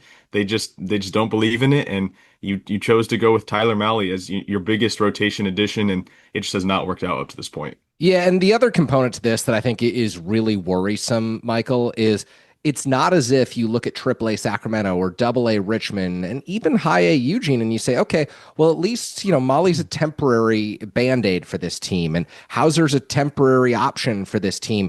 The Giants aren't going to have options in 2027 coming through this farm system who are really going to force their way into the picture next year. Once again, they will be hitting free agency because all of the top prospects in this farm system are hitters. All of the top prospects are position players. And so it seems to me like signing a big name free agent pitcher would have at least allowed them to take care of a spot for 2 to 3 seasons. And that's what I liked about that Valdez deal for the Detroit Tigers. Yes, it's big money, but it's only a 3-season commitment. And by that point, maybe you've drafted and developed enough talent who can then supplement this rotation. But the Giants just have a dearth of pitching prospects in the farm system. And I think this is going to persist as an issue for the next few seasons. Yeah, for the first time in what seems like a decade, the farm system is ran by position players, which is refreshing to see to a sense. But right now, with how the big league rotation looks, it's not very encouraging. And then you think this offseason, Robbie Ray is going to be gone. You know the Giants probably won't pay him what he's going to get because he's been a very good starting pitcher the last few seasons. Tyler Maley's going to be gone. You have some spots to fill, and if no one's going to come up and force the issue from, like you said, AAA, AA, then you're going to have to spend, and it's not as good of a free agent group as it was last year. Yeah, I mean, Robbie Ray is going to be one of the best free agents available, and it's almost like the Giants better bring him back, which is kind of a crazy thing to say based on, the track record of pitchers in their mid-30s. So, Michael, let's end with this. Let's end on a positive note. Bryce Eldridge is crushing it down at AAA Sacramento. He is back on a hot streak. The Giants can't call Bryce Eldridge up and expect him to be a savior, but he does look like someone who can at least contribute to a better lineup at some point during this 2026 season, right? 1000%, especially when a guy like Gerard Encarnacion is, clogging a roster spot, in my opinion. Why not bring up Eldridge and let him, split some time with Devers when Devers is struggling, or get Devers off his feet a little bit. Just get something in the lineup that brings a little bit of excitement right now, because outside of Casey Schmidt, we just are not seeing anything and Jung Hoo Lee, of course, he's been great. Yeah. Outside of those two, you're not seeing a ton of confidence from anyone in the lineup, if I'm being frank. And a guy like Eldridge, he'll come up with how he's performing right now with a ton of confidence. The other night, he went 4 for 5 with 2 home runs, I believe 6 RBIs. He looked like a hitter who could come up and really make a difference for you, the guy we've kind of been hoping for throughout the last year and a half. So I think he's up within the next month. I would hope so, and just try and provide a spark for the Giants. Not necessarily a savior, just provide a spark. Yeah, and I think the one knock on Eldridge has been the strikeouts. He's always going to have a high strikeout rate. That's been the case in the minors. That will be the case in the majors. But I'm sorry, like the guys whose spots that he would take, the at-bats that he would ultimately get, those players are striking out too. So you'd rather have someone who's a threat right now. Absolutely. Yep. All right. So, Michael, before we let you go here, and before people can find out where to follow you, of course, you're podcast host for the Believe Network, Giants Digest on YouTube. You do such a great job there. I just want to say congratulations on your graduation from Grand Canyon University. I think that you've got an incredibly bright future ahead of you covering Major League Baseball, and I am very excited to continue our conversations over the course of this season with regard to the San Francisco Giants. But just a moment of celebration for you. Thank you, Kerry. I do appreciate that. College was fun, but now excited to get into the sports world, covering the Giants even more. But I do appreciate you shouting that out. Yeah, absolutely. Very excited for you, and a lot more to hear from Michael Monreal over the course of this 2026 San Francisco Giants season. I'm Kerry Crowley. It's Giants Warm-Up. More when we come back. The Giants and the Rays from the Trop this afternoon, right here on KNBR, the sports leader. KNBR, the sports leader.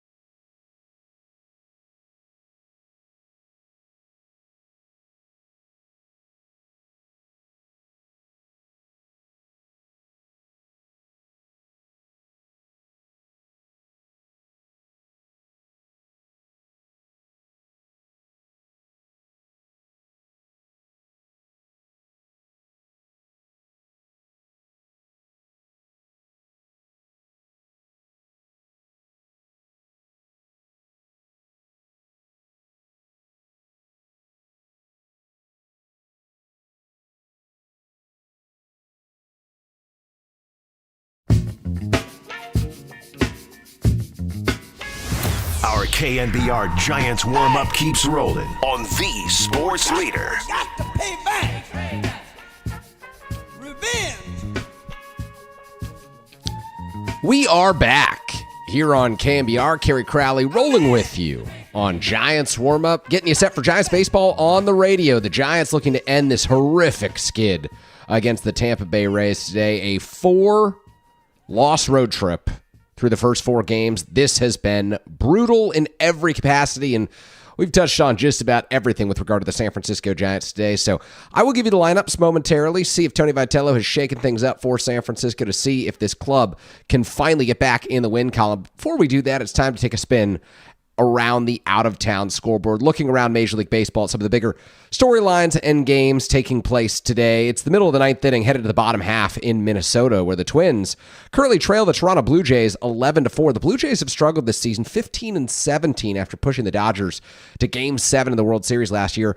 But Tyler Rogers has been a revelation up in Toronto. He has been incredible to watch out of that Blue Jays bullpen. Not needed today because Dylan Cease has gone 7 innings, 3 earned against the Twins. They got so much out of their lineup today. But former San Francisco Giant reliever Spencer Miles has been a good story for that Toronto bullpen as well. Spencer Miles, a Rule 5 draft pick out of the Giants organization, had very limited, even minor league experience when he was selected out of the Giants organization this offseason by the Blue Jays, but he is now pitching in that game. He's got a 2.87 earned run average so far this season, and he's been really impressive. 25 years old. He's pitched in 15 2/3 innings, has given up just 5 earned runs, 15 strikeouts this season. Gets a lot of ground balls, does Spencer Miles. So good on him, and a missed opportunity for the San Francisco Giants to keep Miles in the organization this offseason when he was Rule 5 eligible. So, you look at the Giants bullpen, the lack of, high leverage options. The bullpen ERA has actually been pretty good this year, but the lack of high leverage options certainly disappointing for Tony Vitello at the moment. End of the 8th inning right now in Chicago, where the Cubs continue to stay hot. They're up 2-0, looking to close out the Arizona Diamondbacks right now. Cubs at 20-12 on the season. There's some really good teams in the NL Central. Ben Brown on the hill trying to close out the Arizona Diamondbacks on the hill for inning number 2. Corbin Carroll at the plate. D-backs have been held to just 4 hits in that ballgame. So we'll see if the Cubs can ultimately win that one 2-0. Middle of the 2nd inning right now in Pittsburgh, where the Pirates hold a 5-3 lead over the Cincinnati Reds out at PNC Park. Early scoring in that ballgame. Cincinnati put up 2 in the top half of the first, and Pittsburgh countered with 5 in the bottom half off of Rhett Lauder, who got the start for the Reds today. Marcelo Ozuna with a double, Ryan O'Hearn with a double, and 20-year-old Connor Griffin with his 3rd double of the young season. He's struggling down at the bottom of that order for the Pittsburgh Pirates, but so impressive. The shortstop is already up in the big leagues, a top prospect around Major League Baseball. He's hitting .240 with a .302 on-base percentage and a .354 slug, so a little bit of a slow start, but no doubt in my mind that Connor Griffin will be a superstar in Pittsburgh before long. Top of the 3rd inning right now in our nation's capital, where the Milwaukee Brewers lead the Washington Nationals 3-0. The Nationals at 15-18 on the season, outpacing the San Francisco Giants thus far. Meanwhile, the Brewers have their guy, Kyle Harrison, on the hill. And Kyle Harrison right now, he's pitching like an all-star this year. He has been brilliant for Milwaukee. 2 innings today, just 1 hit allowed, 1 walk as well. Has not struck out any of those Nationals hitters, but with 2 scoreless for the Milwaukee Brewers and off to a 3-0 lead already, he's got a 2.10 earned run average. And we think, gosh, Landon Roop has been excellent this season for the San Francisco Giants. He's already won 5 games for this ball club. The Giants hoping that he's able to get them another win today. Harrison's ERA even lower, and it's amazing that he was traded to the Boston Red Sox last year and just really didn't come up and make any sort of an impact for Boston. He's traded for Caleb Durbin, the 3rd baseman, this offseason. He goes to Milwaukee, which they just haven't figured out in their player development system. They know how to unlock the best in certain players, and it's how a mid-market team like Milwaukee can outperform the San Francisco Giants on a consistent basis. They're getting the most out of Kyle Harrison, while the Giants were unable to unlock the De La Salle kid's full potential at the major league level. So Brewers 17-14 on the season. They are hoping to improve to 18-14 behind the young left-hander. End of the 3rd inning in Sacramento right now, where the A's have bounced back From an incredibly slow start to the season, they're now 17-15, over 500. They're taking on the Cleveland Guardians today. 2-1 in that ball game right now. The A's lead. A's lost big last night against Cleveland, but what a season so far for the A's to bounce back from that very slow start. Jorge Lopez on the hill, Slade Ciccone going for the Guardians, who, as I said, 17-16 under manager Stephen Vogt. End of the second inning in Boston right now, where the Red Sox hold an identical record to the San Francisco Giants at 13-19, and they are trailing the Houston Astros, who are 12-21 on the season. 12-21. For the Astros. They're Astros up 1-0 at the moment. Carlos Correa at the plate in that ball game. Astros at 12-21 have not fired their manager. Red Sox at 13-19 did fire Alex Cora, and the Phillies at 13-19 also fired Alex Cora. Phillies, meanwhile, in action right now, bottom of the third inning against the Miami Marlins. 0-0 ball game in Miami. Marlins 15-19 on the season. Andrew Painter on the mound right now for Philadelphia. The young right-hander has a 2 1/3 innings thus far thrown, no runs allowed, 3 hits, 2 strikeouts. Kyle Stowers at the plate for the Marlins in that one. He's a giant killer. Some games to keep you updated about later on this afternoon around Major League Baseball. Detroit Tigers playing host to the Texas Rangers. Tigers at 16-17 on the season. Rangers at 16-16. Rangers will send Kumar Rocker to the hill. Former top pick out of Vanderbilt. Rocker was just a superstar in the College World Series for Tim Corbin's Commodores a long while back. It's been a rocky path to sustaining Major League success for Kumar Rocker, but right now he's got a 1-2 record and a 3.38 earned run average. Later on this afternoon, 4:15, the Cardinals play host to the Los Angeles Dodgers. Cardinals have been one of the great early season stories, a surprise team in that NL Central that's just loaded with really good clubs. They're taking on the Dodgers, who are, of course, 20-12 on the season. Roki Sasaki gets the ball for Dave Roberts' team. Sasaki 1-2, still searching for it. He's got a 6.35 earned run average. Michael McGravy has been outstanding for the Cardinals this season. He's just 1-2, but an ERA of 2.97. How about later on today at Coors Field, the Atlanta Braves take on the Colorado Rockies. Chris Sale has been so good for the Braves so far this season. 5-1, tied with Landon Roop in the Major League lead with wins this season. He will take on Brennan Bernardino, the left-hander taking the ball for the Colorado Rockies. He's 34 years old, barely heard of this guy, but he's been good so far this season. A .71 earned run average for Bernardino, who's been pitching out of that Colorado bullpen game today for the Rockies, but a .71 ERA, 11 strikeouts on the season for Bernardino, who, again, we haven't heard much of until this season. The San Diego Padres play host to the Chicago White Sox later today. Padres at 19-12 on the season, keeping pace with the Dodgers at 20-12 atop the National League West. Michael King will get the ball for San Diego, 3-1 with a 2.41 earned run average. And the White Sox, Sean Burke, 1-2 with a 3.21 ERA. The reason the White Sox have been so fun to watch this season, how about Murakami, the big slugger coming over from Japan and just mashing home runs? I think he's got something like 11 or 12 already this season.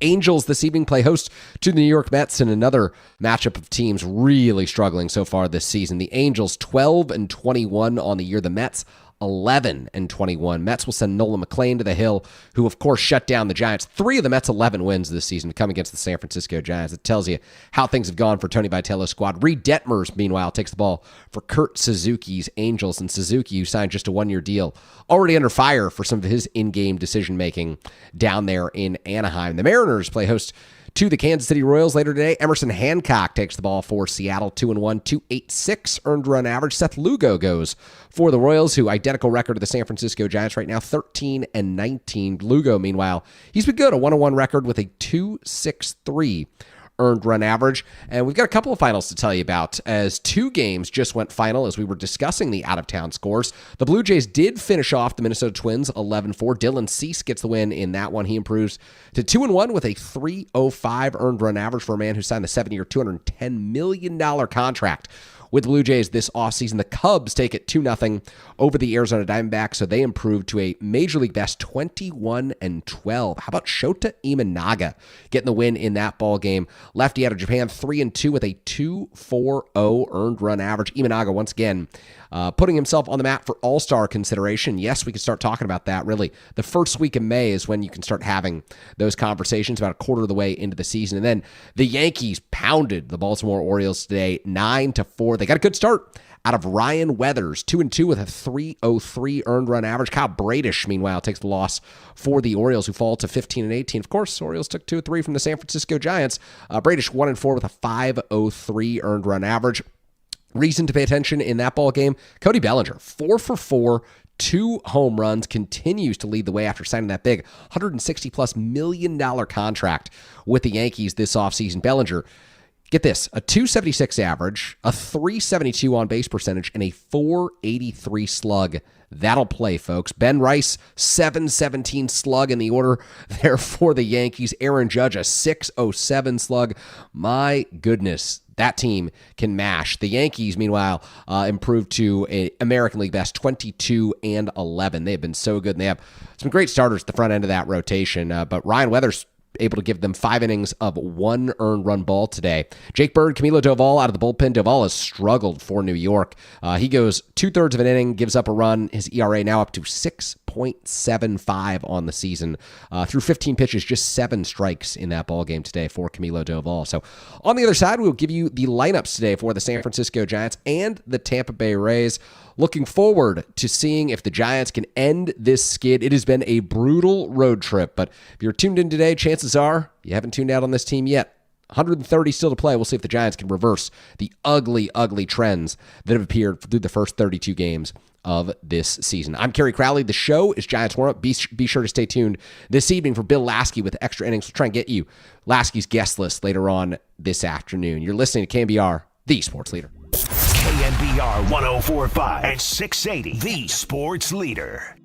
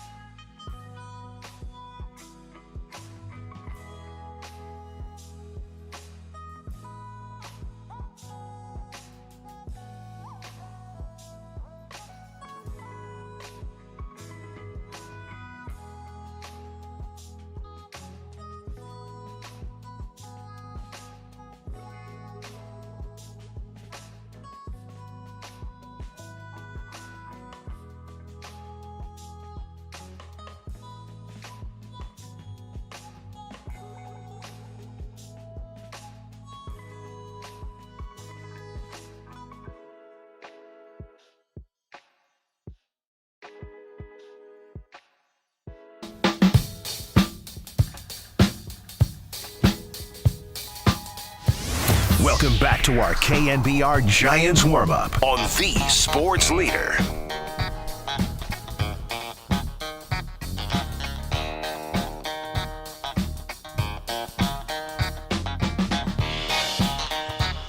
We are back here on Giants Warm-Up. Kerry Crowley hanging out with you Saturday afternoon, getting you set for Giants baseball. It's a club that's lost all 4 games on its current road trip, desperately needs to start turning things around. A season-low 6 games under 500 at 13-19. The Giants in the cellar in the National League West, not where anyone anticipated this club would be 32 games into the season, but they must start turning things around. And so we will see if the lineup that Tony Vitello has put out for today's ball game can do just that. Some good news for San Francisco. Landon Roop slated to pitch today, and he's been excellent this season. 5-1 with a 2.55 earned run average. And if Roop picks up the win today, I think it's safe to say we can start putting him on maybe the 15-win watch. No Giants pitcher has won more than 20 games since 1993 when John Burkett and Billy Swift each won more than 20. Burkett 22, Swift 21 that season. That was the last time the Giants had a 20-game winner. But in the last 15 years, there's 6 pitchers who've won at least 15 games for the San Francisco Giants. Madison Bumgarner did so 4 times. Logan Webb, a part of that club. I believe Johnny Cueto, Barry Zito as well. We will see if Landon Roop can keep up this hot start to the season, rack up some wins. The Giants desperately need that. Think about this. Of the 13 games the Giants have won this season, Roop has been the winning pitcher in 5 of them. And that could turn to 6 in 14 if he's able to get it done today. He's opposed by Griffin Jax of the Tampa Bay Rays, former Minnesota Twins reliever who the Rays are trying to stretch out and turn into a starting pitcher. And the Rays have done that more effectively than a lot of teams in Major League Baseball. They were able to do it just a couple of seasons ago with Zach Littell, who, of course, pitched out of the Giants bullpen during the Gabe Kapler era in San Francisco. Kapler and Littell had their famous little moment on the mound, but Littell went on and eventually had some nice seasons for Tampa in its rotation. So nevertheless, here's the group that Tony Vitello will send out against Griffin Jax today. Jung-Hoo Lee, he's been the Giants' best hitter over the course of the last 3 weeks. He leads things off. Playing right field today, 2 home runs, 11 driven in, a 298 average, and a 783 OPS for Jung-Hoo Lee. Luis Arraez batting second today for the Giants. No homers, 11 driven in, 4 stolen bases for Arraez, a 303 average, but the OPS sitting at just 700. Giants would love to see that number come up as Arraez could spray the ball to all fields a little bit more over the course of the next couple of weeks. Casey Schmidt hitting third for this ball club. DH, 4 homers, 14 driven in, 1 stolen base, a 302 average, and 883 OPS. Schmidt has been very good for this team this season, including 2 go-ahead home runs during the Giants homestand last week against the Marlins. That was quite impressive. And because the Giants haven't hit a home run this week, we might have to reach back to last week when we do our home run of the week on tomorrow's Giants warm-up. Rafael Devers, the cleanup man today. Tony Vitello sticking with him. The first baseman has been terrible this season. 2 homers, 11 driven in, 210 average, and a 540 OPS. No real excuses at this point. Devers has just got to pick it up. Matt Chapman batting 5th for this ball club. He's playing third base, 1 home run, 12 driven in. Average and OPS starting to come down over the course of the last week, a 262 average and a 695 OPS. Giants need that to be a lot closer to 800 than 700 at this point, but 695 for Matt Chapman. Willie Adames hit 6 today for this ball club. His struggles well documented alongside Devers. 3 homers, 6 driven in, 200 average, and a 594 OPS. Again, Giants just aren't going to go anywhere if Devers and Adames don't get it going real soon. Elliot Ramos will hit 7th for this ball club today. 3 homers, tied for the team, tied for second on the team in that category behind Casey Schmidt. 15 runs driven in for Ramos, a 272 average and a 723 OPS.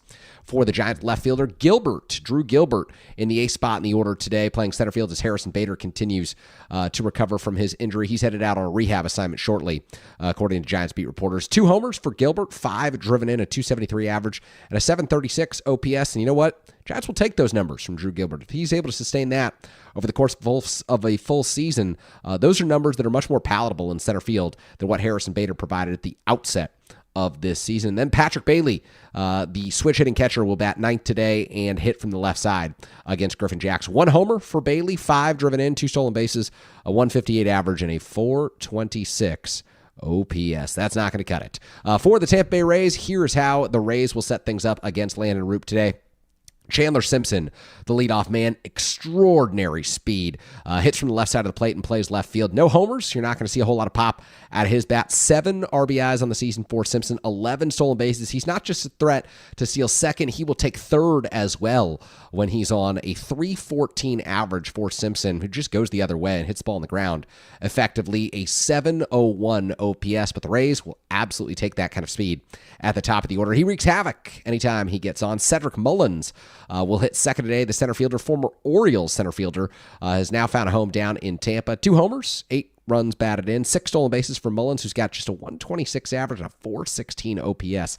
That's not very good, but the Rays can cover that up by having Junior Caminero, a big power-hitting third baseman, bat third today against Landon Roop. 9 homers, 16 driven in for Caminero, a 258 average and 836 OPS for the big slugger. Jonathan Aranda will hit fourth today. No Yandy Diaz in the lineup for Tampa. Aranda, 7 homers, 25 driven in, a 218 average, and a 776 OPS for Aranda. Jake Fraley will bat fifth, the DH, former Cincinnati Reds outfielder, batting from the left side. 2 homers, 4 driven in, a 2 stolen base season so far for Fraley, a 238 average, and a 743 OPS. Richie Palacios, the second baseman today for Tampa. He also bats from the left side. The Rays stacking lefties against Landon Roop, and it's a good approach against Roop, who's been so tough on righties this season. 1 homer for Palacios, 5 driven in, 4 stolen bases. He's a speed threat, but he doesn't get on all that much. A 213 average and a 654 OPS. Johnny DeLuca out in right field today. He bats 7th. 2 homers for DeLuca, 13 runs batted in on the season, a couple of stolen bases as well. 270, the average, and a 747 OPS. Hunter Fiducia, the catcher today for Tampa, hits from the left side. No homers, 4 driven in, a 226 average, and a 594 OPS. And the Rays round out their order with Taylor Walls. The switch-hitting shortstop will bat from the left side, of course, against Landon Roop, which gives Tampa 7 lefties against Roop today. No homers for Walls this season. Light-hitting shortstop, but does play great defense. 4 runs batted in, 5 stolen bases. The Rays, man, they can steal bases. The Giants absolutely have no team speed. 210 average and a 568 OPS, so quite a juxtaposition between these two ball clubs. Giants obviously spend a whole lot more on their roster, but they enter today, May 2nd, with a 13-19 record, 5th place in the National League West. The Rays, meanwhile, 2nd place in the AL East with their 19-12 record, right behind the New York Yankees, who are off to a tremendous start. They swept the Giants out of Oracle Park at the beginning of this season. They have not slowed down since then. We mentioned Ryan Weathers picked up the win today. Cody Bellinger went 4 for 4 for New York. So the Rays trying to chase the Yankees, and the Giants trying to chase just about every team in the National League. Even the Phillies are tied with the Giants now at 13-19 after firing manager Rob Thompson just under a week ago. Don Mattingly has that club on a 4-game win streak, 3 of which came against the Giants. So can Tony Vitello's club turn this thing around today? We will find out at the Trop. It's Landon Roop, it's Griffin Jacks, it's Giants pregame next, right here on The Sports Leader. KNBR, The Sports Leader.